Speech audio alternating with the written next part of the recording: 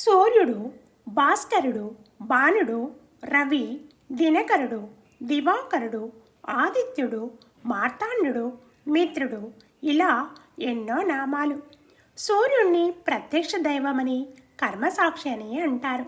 మనం సూర్యనారాయణమూర్తి అని కొలుసుకుంటాం. స్వామికి అర్ఘ్యం అంటే చాలా ఇష్టమట. కానీ అందరికీ అర్ఘ్యం ఇవ్వడం కుదరదు కదా. అందుకే నమస్కారం చేస్తే చాలు. ఆయన నమస్కార ప్రియుడు కూడా. ఈ స్తోత్రం రోజు 3 కాలాల్లో పఠిస్తే చాలా మంచిదట. లేదా రోజు పూజ చేసే సమయంలో ముమ్మారు పఠించినా చాలు. ముఖ్యంగా ఆదివారం స్వామికి నమస్కారం చేసి ఈ శ్లోకం పఠిస్తే చాలా మంచిదట.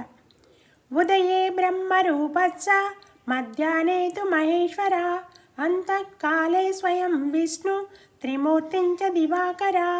సూర్యబింబ స్వరూప వర్ణన చేసే శ్లోకమిది.